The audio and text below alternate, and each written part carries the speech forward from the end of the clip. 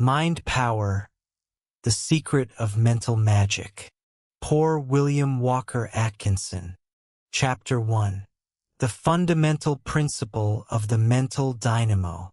I desire to invite you to the contemplation of a grand principle of nature, a formidable natural force that manifests its activities within the phenomena of dynamic mentation. A profound entity, the energies of which I have designated as mind power. My cogitation upon this subject is founded upon the fundamental conception that there exists within nature a dynamic mental principle, a mind power, pervading all space, immanent in all things, and manifesting in an infinite variety of forms, degrees, and phases. I maintain that this energy, force, or dynamic principle is no respecter of persons. Its service, akin to that of the sun and rain and all natural forces, is accessible to all, the just and the unjust, the virtuous and the malevolent, the exalted and the lowly, the affluent and the destitute. It responds to appropriate efforts, irrespective of who exerts them or for what purpose they are invoked.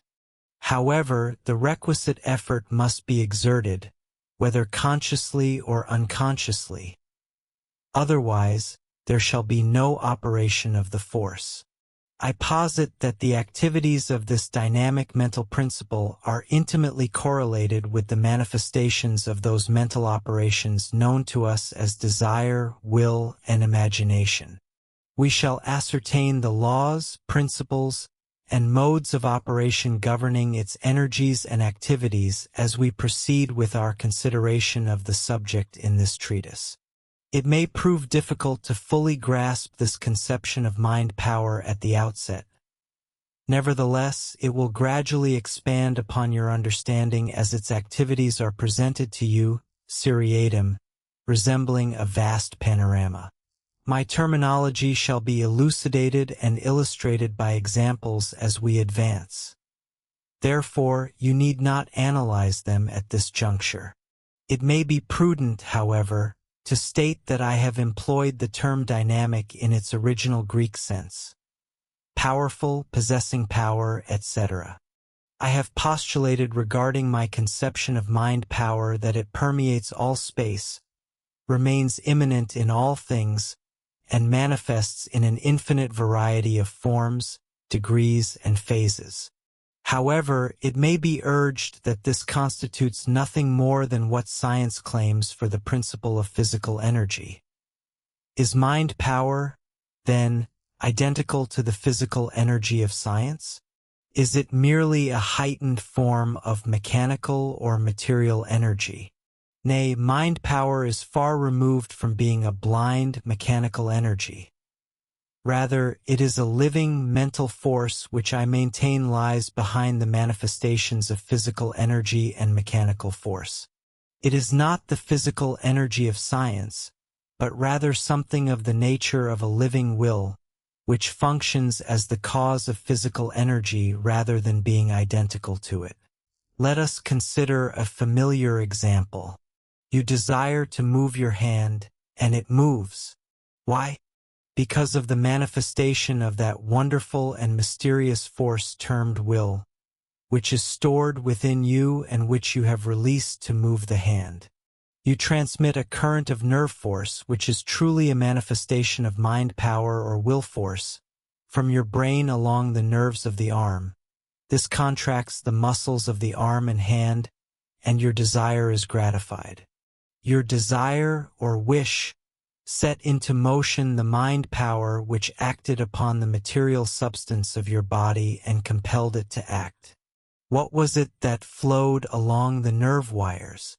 Was it electricity or magnetism? No, it was that subtle and mysterious entity that I designate as mind power, and which is inextricably bound with the will principle of the mind. Mind power is an actual, living force. It is the force that compels plants to grow and animal bodies to develop, and which enables all living things to move and act.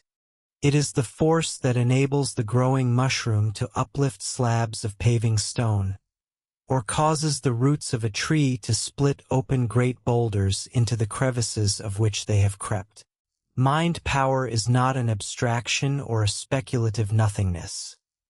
It is an existent, living, mental, and active force, manifesting sometimes with appalling power and at other times with a delicate, subtle touch that is almost imperceptible, yet which accomplishes its purpose. In order to arrive at a clear conception of the universality of mind power, let us consider its manifestations as we perceive them, unquestioned, within the universe on the various planes of life and activity. Commencing with the more familiar instances of its operation and manifestation, let us subsequently proceed to delve yet deeper until we reach instances not so readily perceived, and then still further back until we discover it in places and things generally regarded as lacking in mind power and life. And here, permit me to state that I maintain that life and mind power are invariably found in company with one another. There exists some intimate relationship between the two, as they are likely twin phases of the same entity, or else twin manifestations of the same underlying reality. There is no life without mind and mind power, and no mind power or mind without life. Furthermore, I assert that there is nothing void of life in the universe, nothing lifeless there or anywhere. The universe is alive, possessing mind and mind power in every part and particle of itself. This is not an original concept of my own, of course. The leading scientific thinkers admit it today, and the Hindu philosophers have recognized it for 50 centuries. Do you doubt this? Then attend to these authorities, who ably express the thought of their scientific schools.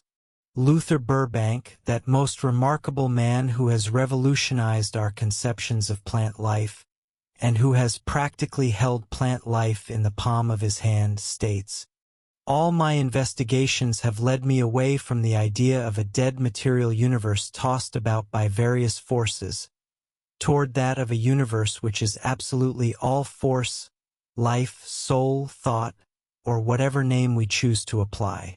Every atom, molecule, plant, animal, or planet is merely an aggregation of organized unit forces held in place by stronger forces, thus holding them latent for a time, though teeming with inconceivable power. All life on our planet is, so to speak, merely on the outer fringe of this infinite ocean of force.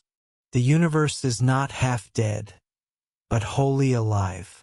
Dr. Saleeby, in his significant scientific work, Evolution, the Master Key, goes even further in his claim of a living universe and of life accompanied by mind. He remarks, inter alia, "Life is potential in matter. Life energy is not a unique entity created at a particular time in the past. If evolution be true, living matter has been evolved by natural processes from matter which is, apparently, not alive. But if life is potential in matter, it is 1,000 times more evident that mind is potential in life. The evolutionist is impelled to believe that mind is potential in matter. The microscopic cell, a minute speck of matter that is destined to become man, possesses within it the promise and germ of mind.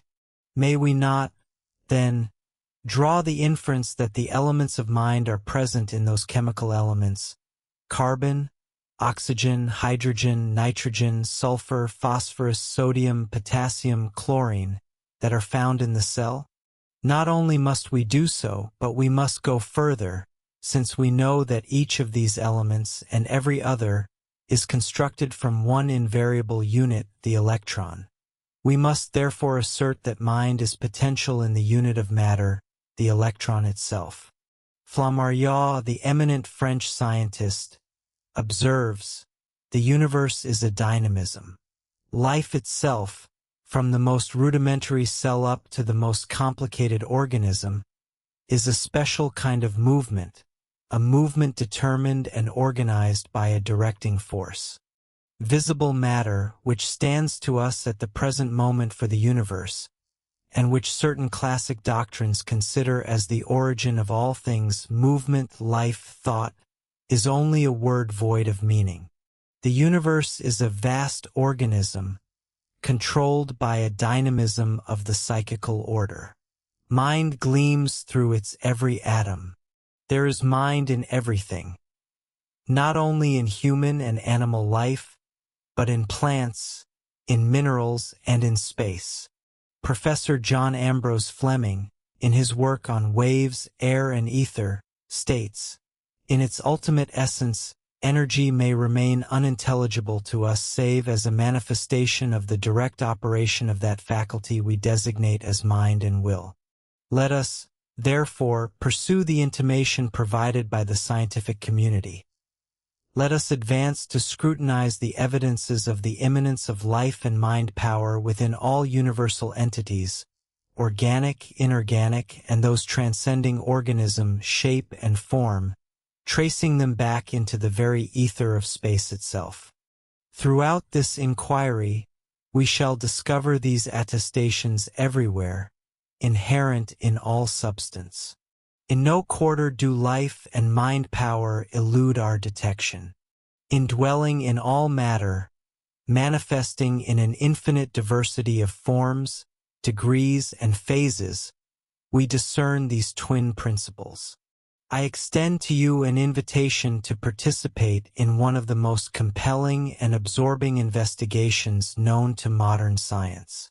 We require no substantiation to demonstrate the existence of life, mind, and mind power within humankind or among the lower animals. The activities stemming from its presence remain in perpetual evidence. Furthermore, should we scrutinize the vegetable kingdom, we shall observe manifestations of life, mind, and mind power therein as well. Plants manifest not merely appetency, that instinctive tendency on the part of lower forms of organic life to execute specific acts essential to their well-being, particularly regarding the selection and absorption of material substances requisite for their sustenance, nor merely instinct, defined as involuntary and unreasoning impetus and the response thereto. Rather, in certain instances, there appears mental action intimately analogous to conscious choice and will. I direct your attention to the numerous recent treatises concerning mind in plant life for exemplifications and verifications of this assertion. Moreover, biological science reveals that life, mind, and mind power are intrinsic to the cells constituting our bodies, our blood, and the material substance of both animal and plant life. These cells are independent entities of life, exhibiting mental power and faculty. They execute their specific functions, living, growing, propagating, and acting precisely as do the microscopic forms of animal life upon the ocean floor, the latter being scarcely more than single cells or cellular aggregations. The retention of memory by the cells of organic matter is an established scientific fact. At this juncture, the orthodox and conservative scientist typically halts, demarcating a boundary between organic and inorganic matter. Yet, the audacious intellects of advanced contemporary scientists have swept aside this dividing line. They have advanced to a position where they converge with Hindu philosophers and occultists, now admitting and teaching that life, mind, and mind power permeate the inorganic world to its furthest extremities, and that the universe is veritably animate and possesses mind. Certain of the so-called lower forms of organic life are devoid of organs, existing as mere aggregations of gelatinous substance lacking even rudimentary structural distinctness. Yet, these life forms display indications of desire, choice, and will. Furthermore, science has conceded the existence of life and mind within crystals, the latter developing in a fashion indicative of vital and selective energy, and even rudimentary sexual distinction. Beyond this, metals and minerals, when subjected to scientific analysis, have exhibited responses comparable to the reactions observed in organic life, thereby demonstrating life and rudimentary sensation, the latter being naturally a manifestation of mind. Certain of these dispassionate and meticulous scientific records resemble fables to those unacquainted with the miraculous accomplishments of recent science. I regret that I lack the time and space to detail these experiments, and thus I must proceed. Suffice it to state that within mineral and metallic forms, reactions have been detected indicating the existence of sensation in varying degrees. Furthermore, in the crystallization of minerals and metals, there has been demonstrated the operation of that same instinctive mental life energy which, as appetency or instinct, constructs the bodies of living organic forms. Should you marvel at this, contemplate the miracle performed each second by plants absorbing terrestrial minerals, which are subsequently transmuted into living plant cells. We, in turn, consume the plants and convert the plant cells into animal cells, which constitute the foundation of our blood, muscles, organs, and even our brains. Indeed, every particle of organic substance was generated in this manner. Reflect upon this, and you shall perceive that nature is unified in her essence, and that she is animate and possesses mind power. Yet we do not pause even at this advanced juncture. Minerals, and indeed all forms of matter, are constituted by infinitesimal atoms or particles. These particles coalesce by virtue of some intrinsic attraction existing between certain among them, known as chemical affinity inter alia. Chemical affinity is a curious phenomenon. It manifests in predilections and aversions, loves and hates, and it is impossible to study these expressions without recognizing an elementary manifestation of attraction and repulsion, affection and antipathy. Do you consider this implausible? Attend, then, to the statements of eminent scientists regarding this capacity to receive sensations and the power to respond to the same. Perhaps you shall subsequently alter your perspective. Haeckel, the distinguished German scientist, posits that the atoms of which matter is composed may perceive sensations and respond to the same.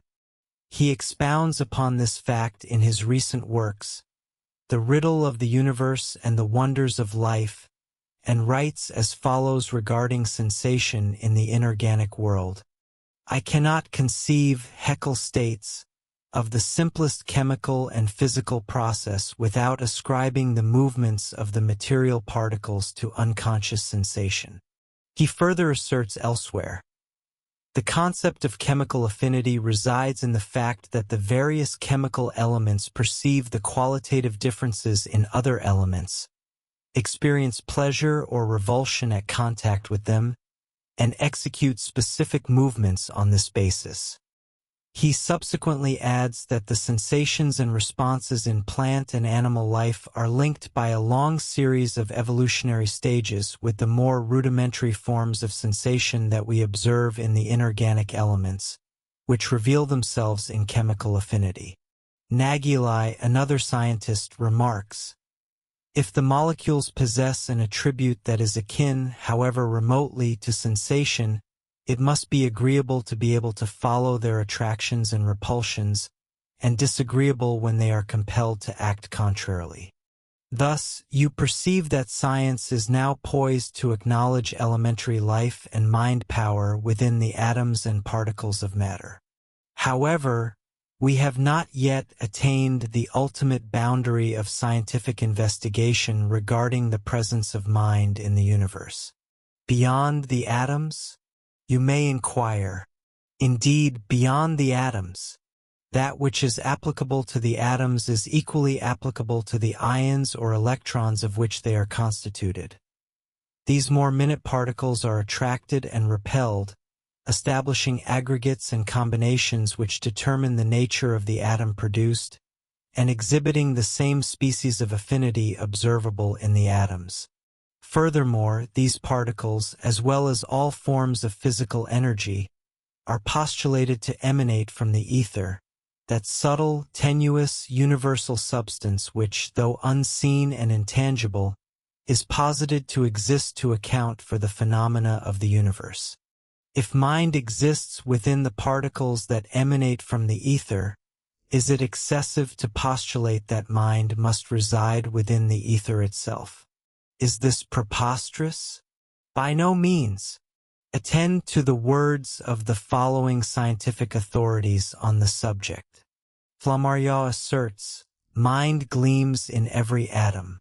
There is mind in everything, not only in human and animal life, but in plants, in minerals, in space. Cope states, the basis of life and mind lies back of the atoms, and may be ascertained in the universal ether. Hemstreet observes, mind in the ether is no more unnatural than mind in flesh and blood.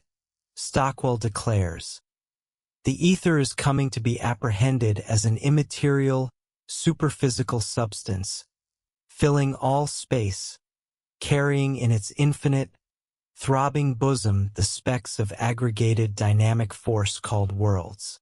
It embodies the ultimate spiritual principle and represents the unity of those forces and energies from which all phenomena, physical, mental, and spiritual, as recognized by humanity, spring as their source.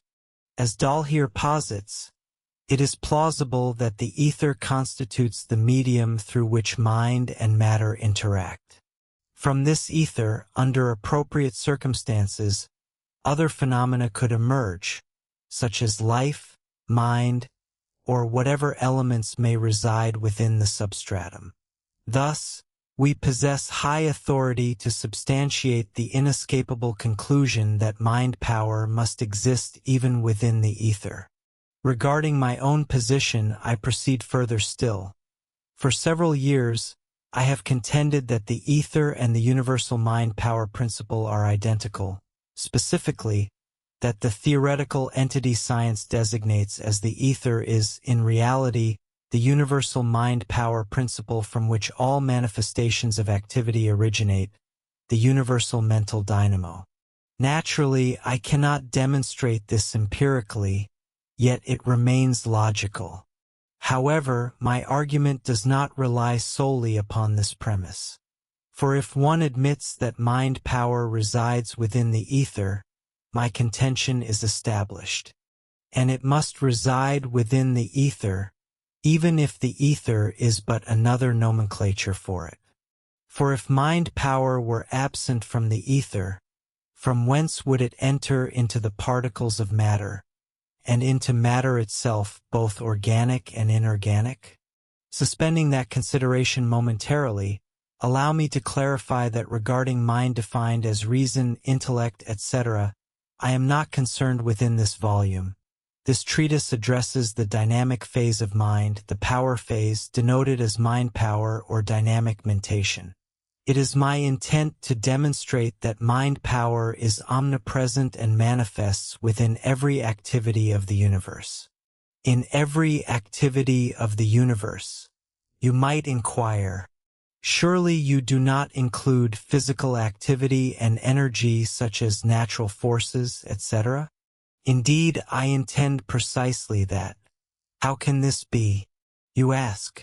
What relation does mind power bear to electricity, light, heat, magnetism, gravitation, etc.? In my estimation, it bears every relation to them. I shall elucidate this briefly, as I cannot explore this topic at length within the present volume, but must proceed expeditiously to other divisions of my subject. Herein lies the summary. All forms of natural physical energy or forces, distinguished as light, heat, electricity, magnetism, etc., are maintained by science to be forms of energy arising from the vibration of material particles. What, then, precipitates this vibration? The motion of the particles, naturally. and what instigates the particles to move. Simply this, the attraction and repulsion existing between them. And what compels the particles to exhibit this mutual attraction and repulsion. Here we arrive at the crux of the matter. Attend closely. We have observed that particles are attracted to, or repelled by, one another regarding affinities and aversions, affections and animosities, pleasure or revulsion, or comfortable and uncomfortable experiences related, however distantly, to sensation, etc. Furthermore, these attractions and repulsions are deemed to result from the capacity to experience sensations and the power to respond thereto. Both the power to receive and experience sensations and the power to respond to them are manifestations of mentality, which Haeckel has likened to desire and will. If, therefore, mentality is the cause of the sensations and the subsequent response, and if these are the causes of the attractions and repulsions, and if those, in turn, are the causes of the motion to and fro of the material particles, and if that motion is the cause of the vibrations, and if the vibrations are the causes of the manifestations of light, heat, electricity, magnetism, etc., then am I not justified in asserting that mind and mind power constitute the motive force of all physical energy? Furthermore, am I not justified in postulating the existence of a universal mental dynamic principle? I assure you, friends, that the future will demonstrate that this dynamic mental principle is the source of energy, rather than energy being the source of mind. I acknowledge that this is revolutionary, yet I believe it will satisfy the exigencies of the future. I have advocated this concept for several years, and numerous have been the smiles, the jeers, and the sneers I have received. Yet, from the outset, I have possessed a keen appreciation for the words of Galvani, when he stated bitterly, "I am attacked by two very opposite sects, the scientists and the know-nothings. Both laugh at me, calling me the frog's dancing master, but I know that I have discovered one of the greatest forces in nature."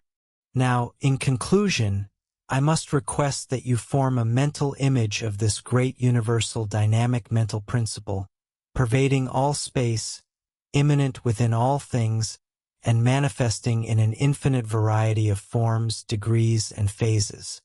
We can conceive of it only through symbols. Let us, therefore, regard it as a vast, living, throbbing, pulsating, mentating ocean of dynamic mind power. Within the depths of that ocean of mind power reside quietude, calm, and peace, the embodiment of latent power and potential energy. Upon its surface appear ripples, waves, great movements of energy, currents, whirlpools, and eddies, phases of fierce tempest alternating with phases of calm and tranquility. From the depths of that ocean of mind power, all mental and physical power emerges, and to its bosom, all must eventually return. Within that ocean lies an infinite reservoir of energy, from which may be drawn that which the human centers of consciousness and power require, once they ascertain the secret. This ocean of mind power constitutes our sole source of dynamic energy. Yet we have at our disposal as much of its force as we can transport via our channels of supply. It is the utilization of this power that we designate as dynamic mentation. Do you now comprehend what I signify by the universal principle of dynamic mind power, this universal mental dynamo? Several years ago, I communicated this conception to a friend. After he had listened attentively and with interest, he reflected for a few moments and then suddenly inquired, "But where do I come in?" That is the question many of you are doubtless asking now. While I cannot delve into metaphysics or philosophical speculation here, nor even into my preferred occult sources. I will affirm that each of you is a center of power within that ocean of dynamic mind power, and each I is a master of that power. You possess the totality supporting you, and you are at liberty to draw upon it for all that your channel can convey to you. Furthermore, you are permitted to enlarge your channel. That suffices for the present. More shall follow as we proceed. Chapter 2. Understanding the active aspect of mind power. At this juncture, I am confronted by the inquiry that naturally arises when one commences the contemplation of an unfamiliar object, subject, or principle. The question, what is it? What is mind power? Proves an arduous question to resolve, for it presupposes a cognizance of the thing in itself, distinct from its activities and manifestations. And this intrinsic nature is something that the candid, scientific thinker acknowledges as lying beyond the compass of his intellect and knowledge. Any endeavor to answer such an interrogation must inevitably entangle one in a labyrinth of metaphysical and philosophical speculation regarding that which is, by its very nature, unknowable. Thus, I may as well candidly state herein that I do not propose to conjecture regarding the thing in itself of mind power. For, at best, any attempt at a response would constitute merely a surmise, as I possess no such knowledge, nor am I acquainted with any other individual who does. I am conversant with the multitudinous speculations of both ancient and modern philosophers and metaphysicians regarding this subject. I have perused and scrutinized them, and have subsequently rejected them as mere theories unsubstantiated by facts. Furthermore, I have formulated and discarded a dozen or more of my own theories on the matter, all of which proved to be vague and fatuous speculations.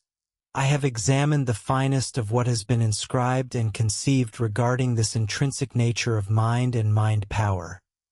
Thus, you may perceive that my ignorance is not that which stems from a paucity of thought or a lack of familiarity with the conceptions of others, but is rather the ignorance that ensues as the result of profound contemplation and extensive study of the thoughts of others, the ignorance that is realized only through knowledge. Concerning these ultimate questions, the preeminent thinkers freely confess their nescience, understanding that, as Nordau has articulated, they have plucked that supreme fruit of the tree of knowledge, the consciousness of our own ignorance. Like Piran some 25 centuries past, they declare, Uden horizo, I do not decide. We do not know things in themselves. Indeed, we cannot know them. Were we to comprehend the ultimate truths regarding the minutest and most insignificant entity in the universe, we would comprehend all that exists. For that minutest entity is connected with and related to everything in the cosmos and to that which underlies the universe. Thus, to know the thing in itself of anything would be to know the great thing in itself of the all. All that we can accomplish is to know and consider things by what they perform and how they act and through their manifestations and activities, as well as the results and effects thereof, rather than by what they are in the abstract or apart from their activities, manifestations, and the phenomena proceeding from them. Distinct from their activities, manifestations, and phenomena, things are but abstract no-things as far as our understanding is concerned, ethereal words coined by metaphysicians and philosophers to provide sustenance for speculation, argument, and interminable dispute. And we may as well concede the fact that all consideration of ultimate things in themselves, inevitably conducts us to the conclusion that the only distinct thing in itself is a something, underlying all things and yet a no-thing, which transcends all our experience, knowledge, reason, thought, and even imagination. And therein lies the folly of attempting to articulate precisely what anything is. In view of the facts mentioned, which are maintained as correct by the world's preeminent thinkers, how much more rational is it to devote our attention to the consideration of things as realized through their activities, manifestations, and phenomena, knowing them by what they do, how they act, and by the laws and principles of their activities and operations, rather than by speculations concerning their nature as abstract things in themselves. This is the method of modern science, as compared with those of speculative philosophy and metaphysics. However, a little learning is a dangerous thing, and fools rush in where angels fear to tread. Consequently, we shall never find ourselves at a loss for ingenious theories and solutions to ultimate problems. We possess among us individuals who glibly inform us that they know precisely what mind is. Such persons contribute to the gaiety of the nations, and are therefore useful and interesting. Have you ever heard of the youth at college who, when asked by his professor what is electricity, answered, "Well, sir, I did know, but I have forgotten." The professor replied dryly, "Now, is that not regrettable? Here stands the only person in the world who ever knew precisely what electricity is, and he has forgotten. What a loss to the race! Why do we not possess sufficient courage to cease this fabrication of speculative soap bubbles with which we have been amusing ourselves, and learn to answer honestly, 'I do not know,' or, at least like modern science, learn to frankly state, 'Here our knowledge of the subject terminates. Tomorrow we may ascertain more, but sufficient for the day is the knowledge thereof, and an inch of factual knowledge is worth a mile of unsupported speculation and theory.' As Thomas L. Harris has posited, the theorist who dreams a rainbow dream and calls hypothesis philosophy, at best is but a paper financier who palms his specious promises for gold. Facts are the basis of philosophy, philosophy the harmony of facts, seen in their right relation. And now, having confessed your ignorance and mine, let us proceed to a consideration of mind power as ascertained through its activities. First, let me articulate that I do not maintain that mind power is identical to mind. Rather, it appears to me to be correlated to mind, particularly in the mental operations known as desire, will, and imagination. If you wish, we may consider it to be the active aspect of mind. Mind possesses three aspects: the aspect of being or substance, the aspect of thought with the subdivisions of reason, feeling, emotion, desire, will, etc. on both conscious and subconscious planes, and third, the aspect of acting. And it is in this aspect of action that mind is recognized as mind power. While it is exceedingly probable that there exists a certain employment and manifestation of mind power in the ordinary processes of reasoning, intellectual effort, etc., mind power nevertheless appears to be more intimately connected with the more elementary phases of mentation, such as feeling, emotion, and particularly desire and will. We know that it is possessed by the lower forms of animal and plant life, and even by inorganic forms, all of which existed and employed the force before intellect and reason manifested within man. Thus, I would impress upon you that while mind power may be called into operation by, and still more certainly may be directed by, the intellect, you must not commit the error of identifying it with that phase of mind or attributing it solely to creatures possessing the same.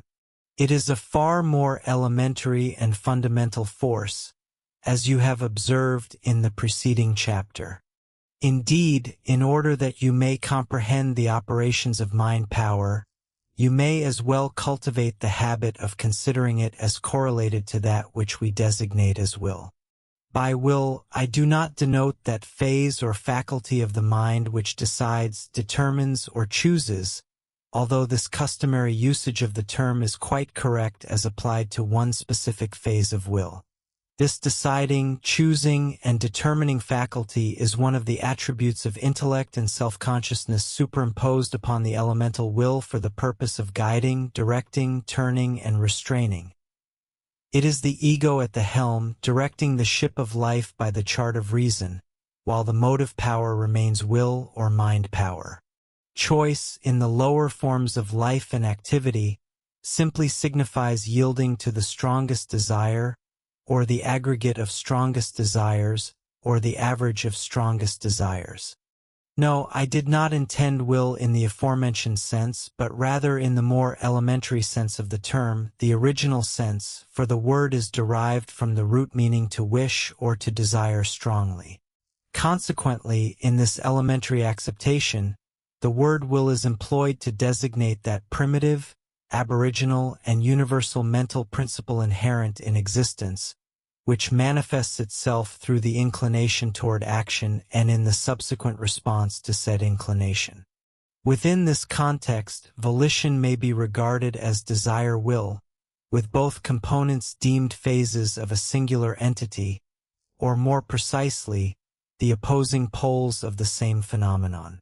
The desire pole of this desire-will is intimately associated with that which we denominate as emotion, sentiment, and the like, which incites the principle into activity. Conversely, the will pole constitutes the connection to that principle of mental activity which we are presently examining under the designation of mind power, the dynamic aspect of the intellect. I entreat you to peruse the preceding paragraph once more, that you may firmly establish this concept within your understanding. For upon this foundation rests the accurate comprehension of much that I shall elucidate in this treatise. In desire, we discern the initial stride toward dynamic mentation. Desire precedes the operation of the will, which in turn liberates the dynamic force of the psyche, the mind power. Desire represents the coiling of the steel spring of will. There exists invariably a condition of tension regarding desire, a state of potential energy engendered by feeling, emotion, or a similar condition aroused by the vision, recollection, or contemplation of some alluring object. The sentiment inspired by the attractive entity wins the spring of desire, and this accumulated potentiality provides the motive power of the will. However, one must bear in mind that while certain desires are acted upon, others are repudiated. Neither mankind nor inanimate entities respond to every impulse of desire.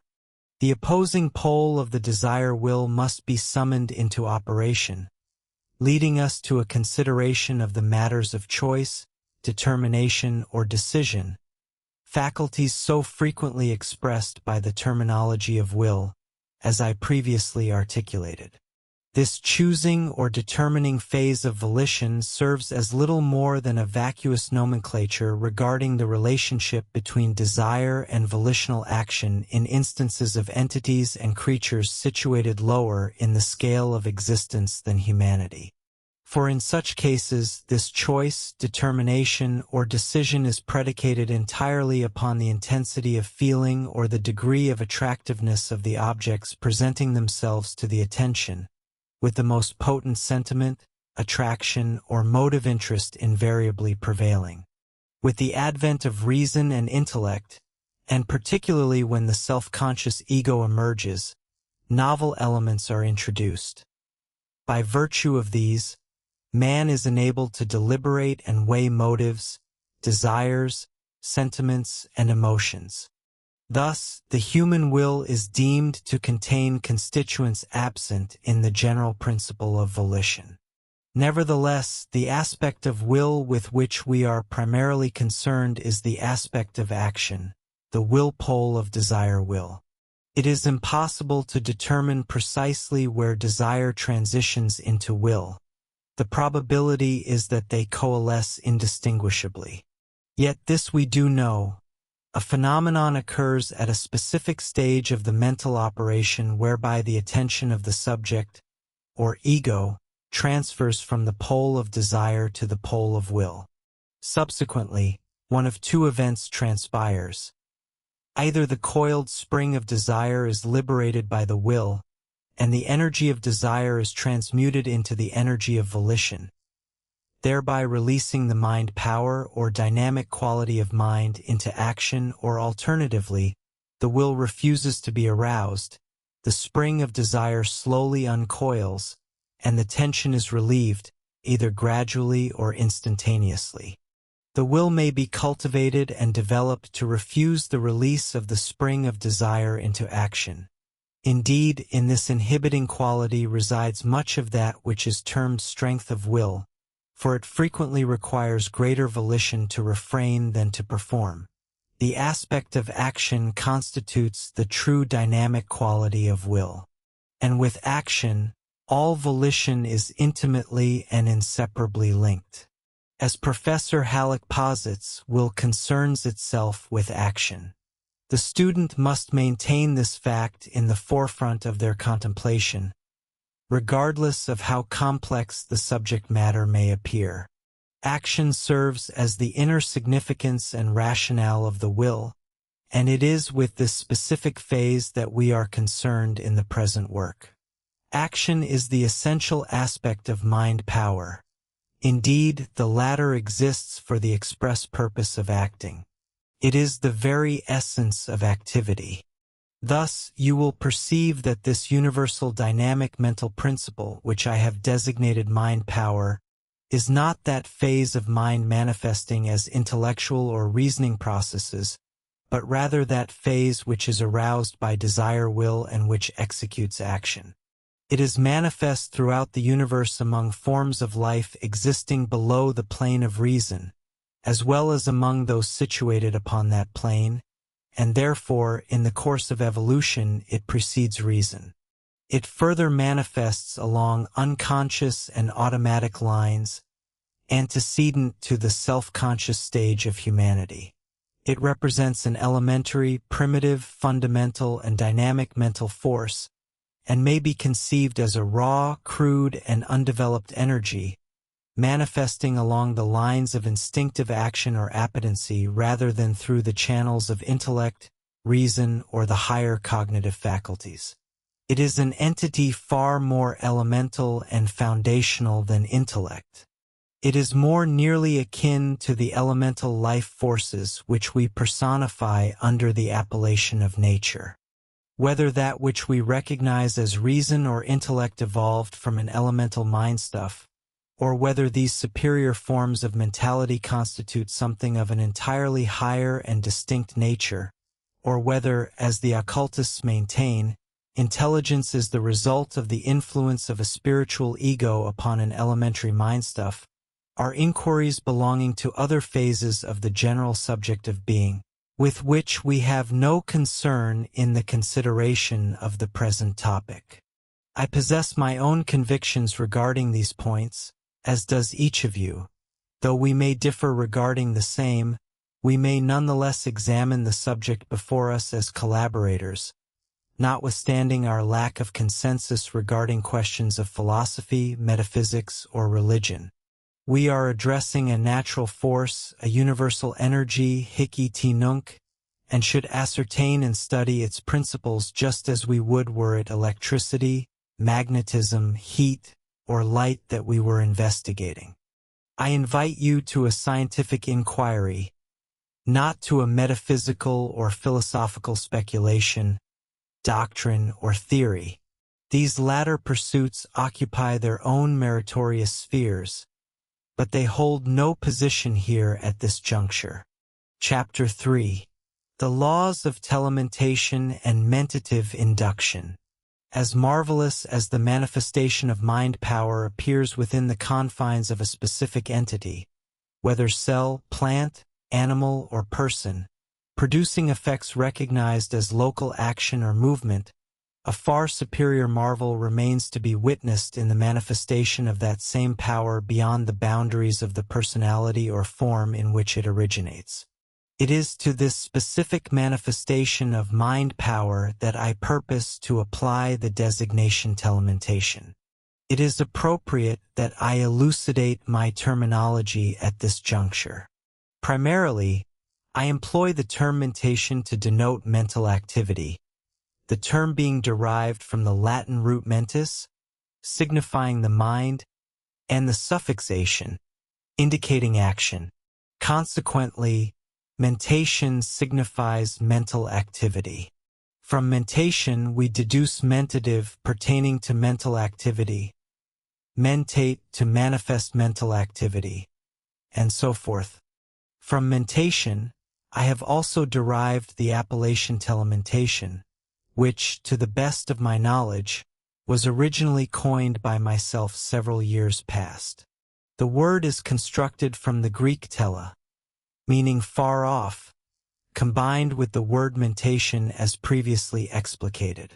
Thus, telementation denotes mental activity at a distance, mentation exerted across space, or long-range mental influence. I was compelled to coin this neologism to supersede the term telepathy, for the reason that the latter is technically inexact and misleading. Telepathy, according to its etymological roots, actually signifies suffering at a distance or the sensation of another's pain, the suffix pathy being derived from the Greek verb meaning to suffer. While it may be employed with propriety regarding the sympathetic transference of pain, disease, or analogous mental states, its application otherwise is incorrect. Indeed, it is being discarded by the most eminent scientific authorities, who prefer the designation thought transference. I have deemed it advisable to adopt the term telementation in this context, firmly believing that it satisfies the requirements of the case more adequately than any other nomenclature within my cognizance. I anticipate that it will obtain general usage ere long. Let us now address the transference of mental states from one entity or individual to another.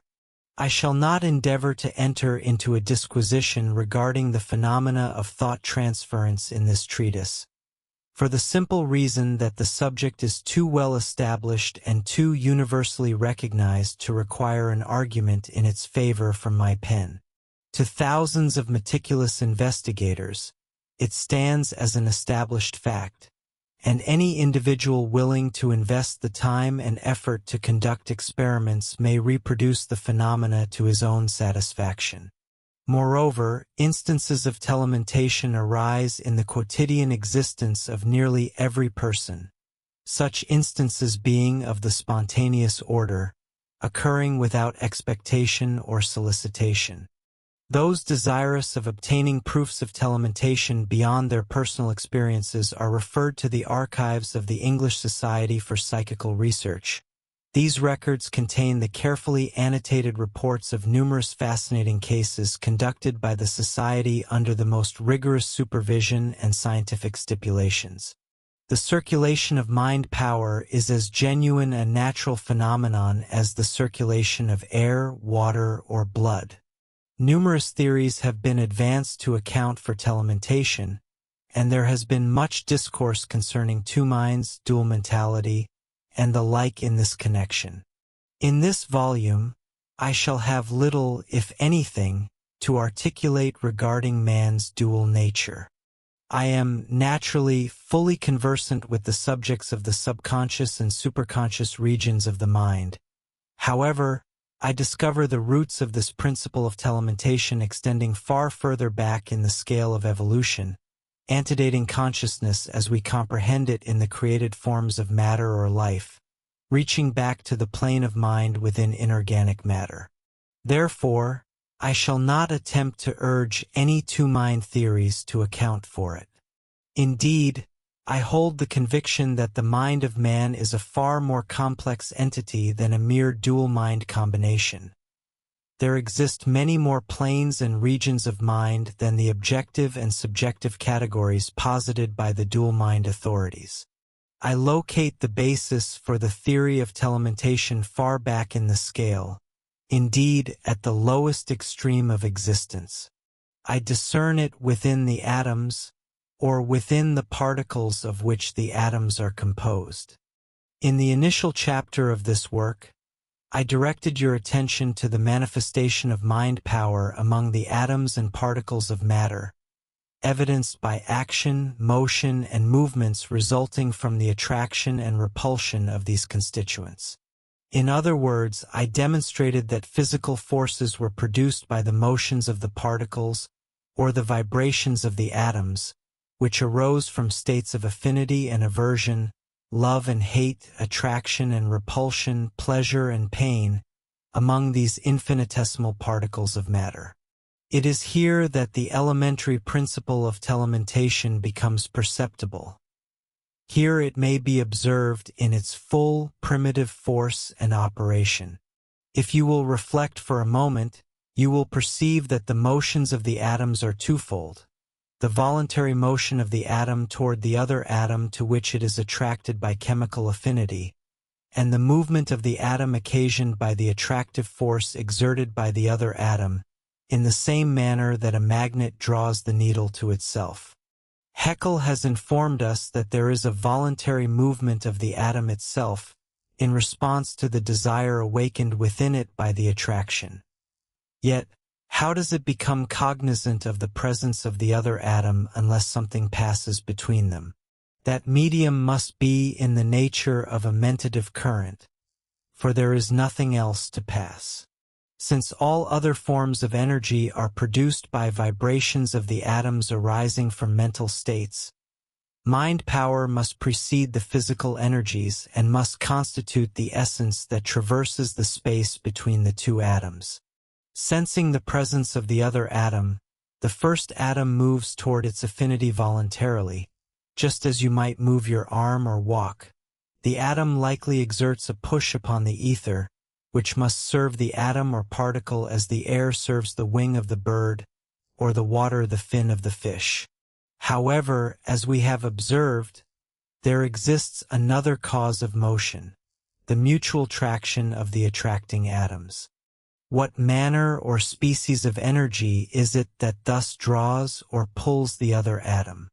It cannot be electricity or magnetism, for those forces, as we have established, are produced by a rate of vibration occasioned by the mind power within the atoms themselves. Therefore, we must revert to the antecedent force, which is mind power, and attribute to it the drawing or pulling force that compels the atoms toward one another. That this attracting or pulling force operates between the particles of matter admits of no doubt. No two atoms of matter exist in absolute contact with each other. There is invariably a distance between them, a space that thus separates them and which can never be traversed or surmounted. There appears to be an individuality within these infinitesimal particles which, although permitting them to form combinations, nevertheless precludes absolute blending or amalgamation. There exists always a keep your distance or thus far and no further principle in nature, which holds every particle of matter individual and solitary. Every ion, electron, atom, and molecule of matter stands alone, separated even from its closest affinity by a touch-me-not circle of influence, which is also mentative in its nature, in my opinion. Even the hardest diamond or piece of steel is composed of molecules situated in close proximity yet separated by this circle of influence. Every molecule is composed of several atoms between which the same law operates, and every atom is composed of many ions or electrons, which maintain distances between themselves. Such is the fidelity of nature to her own proportions and statutes that scientists maintain that within the multitude of ions comprising the most diminutive atom, a specific interval is observed and sustained by these particles. This spatial relationship bears a proportion to their dimensions identical to that which the distance between the planets of our solar system bears to their respective magnitudes. In other words, the ions constituting an atom are analogous to a microscopic solar system, wherein each ion attracts its counterpart while simultaneously maintaining its displacement. The combined traction and repulsion, the desire and the resistance, compel them to orbit perpetually around one another. What, then, is the force traversing the void across which the particles themselves cannot voyage? It is neither electricity nor magnetism, for those forces are merely the consequences of these gyrations and vibrations. Do you want access to this and all the complete audiobooks on the channel, plus the ebook version? Click the link in the description or scan the QR code in the left corner of the screen to access our library, where you can listen to your favorite esoteric books without ad interruptions, lock your screen, or use other apps while the narration plays, and even download the ebook version to follow along as you listen. Listen on your computer via web browser, or download the app from the Play Store. After subscribing, you will receive an email with your login details, password, and step-by-step instructions on how to access the books through the Hotmart app.